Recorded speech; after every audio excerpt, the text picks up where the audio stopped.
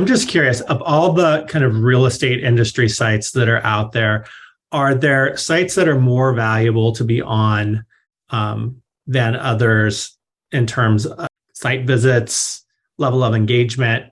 And are any of them worth investing in like a premium level of service and or promotion? If we look at that question from an authority standpoint, when Google's algorithm, what we know about the Google algorithm is that it sorts things based on authority. And that includes certain things called backlinks. How many other websites are backlinking out to the information? How large is it? How many pages does it have? There's a lot of different things that go into the authority of it, like Zillow's certainly huge. So there's a lot of different things that kind of go into it. So from that aspect, I would say that any type of real estate related website that allows you to give a free profile, to sign up for it, because there's no harm, there's no foul. You're not paying for it, no cost or anything like that.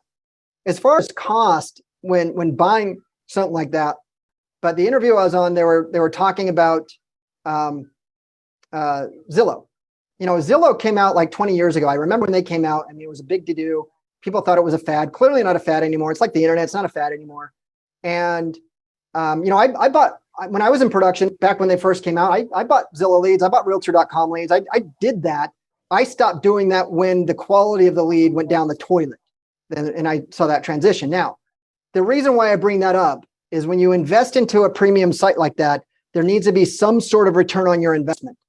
If all you're going to do is have Zillow, just as an example, spend a ton of money just to get traffic, just to get those low-level leads, I mean, you're converting those leads anywhere between 1% and 3%. So you're going to have a massive amount of leads to convert that.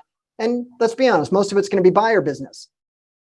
In 2022, though, unlike what it was 20 years ago, the technology to duplicate something like that is not expensive, a little bit challenging, but not expensive. And the things that what they were doing 20 years ago, it was challenging and expensive. But now, I mean, what do we need to have? We need to have a landing page. We need to drive traffic to that landing page. We need to have a deliverable. We need to, for Zillow, it's like opt in to get information about the property. You can do the same thing.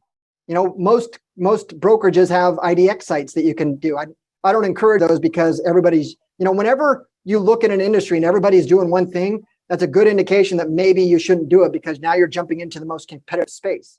However, in your local area, if you had a landing page that offered a free report, how to sell your home in a shifting market, I would say that the shifting market is like that new term for sellers.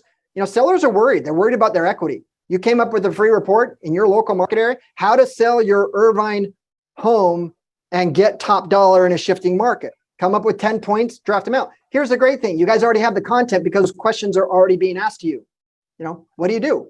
So put that into a report, take it to a landing page, and that's how you're going to generate the same type of leads. The difference is now they're quality leads because they're local leads and they're opting into it. They're not somewhat being tricked by being in that barrier.